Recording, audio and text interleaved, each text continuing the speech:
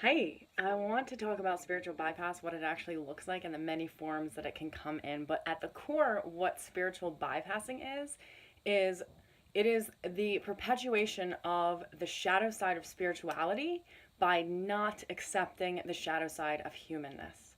So I had a friend come over yesterday and she told me that people really don't respond well to her because she lays out the truth. And for her, it's all rainbows and butterflies. And people who are, in more victimhood mentality, they respond very poorly to that because they're not interested in hearing that. And it makes perfect sense because this might actually be just merely spiritual bypassing. So I'm going to give you two very sad and embarrassing examples of my own spiritual bypassing. And my God, it's been years. And I definitely believe that for years, even as a psychotherapist, I used spirituality to avoid my own, to distract myself. It actually fueled my already apparent knack for escapism. I've definitely been a mental escape artist in all of my life.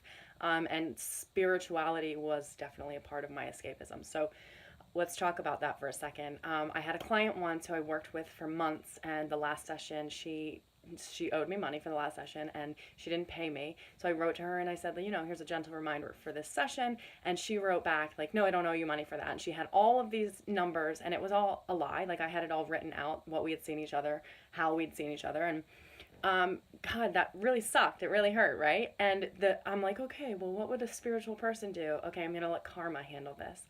So I let it go. I never said anything. But guess what? That I still think about that because what I was doing is what would a spiritual person do in this situation? And what I was doing was avoiding the reality of the situation and using my spirituality and using the idea that because a spiritual person wouldn't be so caught up on the money when it's my business. Like we signed a contract. She agreed to come to me for my business, blah, blah, blah. So I use my spirituality to avoid confrontation with somebody. So, my most embarrassing moment of spiritual bypassing happened recently, actually. Not too recently. I had recently had a baby. So, over the last couple of years, I recently had a baby, and I was having this experience of I'm not doing anything quick enough. Nothing is adding up for me in the ways that I want it to. Maybe I made a mistake by going into my career this way. Maybe I made a mistake by having all of these kids. Maybe, all of these things came up where I was like, afraid of the reality that I had created, basically. And I was excited to go out and be with my friends because I hadn't gone out for a while. I had just had a baby. I was working and I was like, yes, I'm going to see my friends. I walk into my friend's house and there she was sobbing about the exact same thing that I was trying to get away from by coming out. She was like, I feel like I'm making mistakes and blah, blah, blah. And I was like, dude, I'm here to party. Like, I'm not here to hear this right now. Like, this sucks for me, basically. And I didn't say that, but what I said was like, really? Like, that's really how you want to feel right now? And it fucking, she was gone. I lost her in that moment. And I actually haven't seen her since. And that's, my apologies to that moment. But the truth of the matter is, the reason that I could not hold space for her was because, one, I wasn't holding space for myself to have those experiences. I kept trying to avoid them. I didn't want them to be real. I didn't want the thought that I had made a mistake to be real. So I was avoiding them in myself. And then what happens when you resist something, it persists. And I was going out to avoid those feelings in myself, and I walked right into those feelings in somebody else, and I dismissed them wholeheartedly. That's called spiritual bypassing because what I did was I didn't want I didn't want to hold her emotions because I didn't want to have them in myself.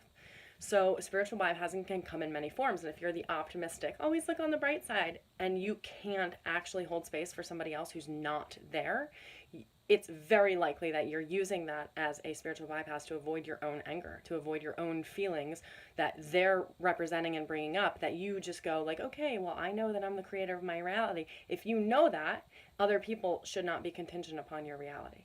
So here's many other examples of spiritual bypassing. If you think that you're more spiritual than somebody else because of your spiritual practices, you're spiritual bypassing.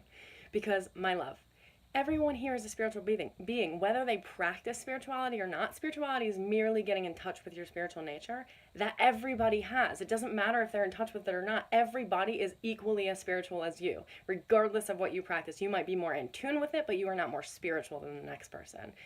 So there's also spiritual bypassing comes when we feel victimized by our own empathy, or when we feel like other people are the reason that we are not progressing, when we feel like, okay, well, I can't do this because of my past, because I'm harnessed to, my mom did this or my dad did this, and we don't take responsibility for our own savior archetype that's going to show up for us.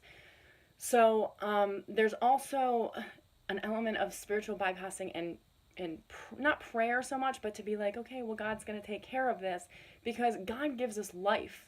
And this is a really hard thing for me to come to. It really, really sucks, kind of, to like have to be like, fuck, I gotta take responsibility for this humanhood that I came in here with as a spiritual being. But God gives us life, and we have to go out and get the rest with our will, okay? So a baby doesn't get what they need until they ask. And a lot of people, we're not asking and letting it go because we don't actually trust. We're manic manifesting. We're grabbing on to things instead of being grateful for things. We're grabbing onto what we want in our mind mentally, which keeps us unpresent, and then we're not actually grateful for what we have. We're seeking to arrive at a destination instead of being exactly where we are. We are basically avoiding instead of accepting. And that is spirituality. Spirituality is the nature of being able to sit in the acceptance of our humanness and say, I've chosen to come, I've chosen to witness this. This is the dualistic nature of the earth that I've come to, and to hold space for that in ourselves and for other people. Nobody wants to sit in pessimism, shame, self-doubt, the dark side. Nobody wants to sit there, right? But the more that we resist that, the more it shows up for us. So the more that my friend resists, when she's resisting and avoiding the reality that the people she's choosing to hang out with, they are feeling victimized. They're feeling like they can't get out of that rabbit hole. And they're also not open to her suggestions, because the way that she's delivering them is that she's basically gotten somewhere that they need to just get off their high horse and come to. And that's not relatable. For most people, when you're in the rabbit hole of your own darkness, you cannot get out by somebody else being like, oh, that darkness doesn't exist, because fucking A, it exists. So the thing is that most of us who are avoiding that darkness in other people are not avoiding it in them, we're avoiding it in ourselves, and we're blaming them for bringing it up to us. So holding space for somebody else is representative of your ability to hold space for yourself. And obviously we're going to have moments where it's like, dude, I'm not prepared to hold space for you, or like I'm going through something right now that I just have to hold space for me. But spiritual bypassing is using spirituality as a way of avoiding, it's a defense mechanism. It's literally a defense mechanism of avoiding the harsher realities of our humanness. By saying, okay, well, a spiritual person is pristine and a spiritual person does this and that, so I have to be like that. Well, no, you don't have to be like anything, because you already are a spiritual being, and how you want to express that and play that out in your life is up to you. But the most important thing here is that if you are using your spirituality as a defense mechanism to avoid things that are very real in the world, in your world specifically, I'm not saying you have to go out and start being an activist for other people, but if you are using your spirituality to avoid what's true with your feet on the ground, it's like me going, okay, well, my client, I love her, so I don't want to like be in confrontation with her, and the money really isn't that important. But guess what? My feet on the ground, my humanness, and my business depend on what she said she was going to do. And I then took responsibility for her karma, basically, by being like, well, karma's going to play this out. And instead of actually taking responsibility, I was thinking, okay, well, I'm going to let the universe handle her karma. What I was doing was not protecting mine or her own karma.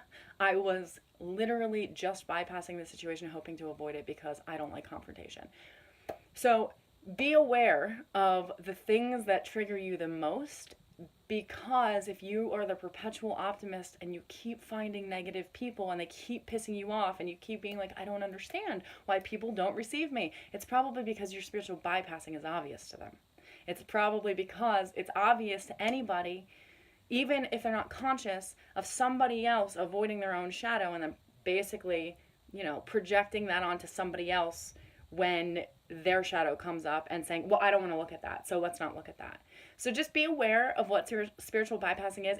You are spiritual no matter what you do, which is kind of scary, in our humanness, to be like, okay, well, a rapist and a murderer is a spiritual person, but the truth is, like, they are a spiritual being in a human body. So to do anything in the name of spirituality that does not integrate our humanness basically is a defense mechanism called spiritual bypassing. So I hope that this was helpful for you today. The best way to avoid spiritual bypassing is to be aware of it. Okay? So just be aware of what you're bypassing. Just be aware of those moments that you're going like, oh, I can't hold this space, or I think I should be different than I am, so I don't want to do that.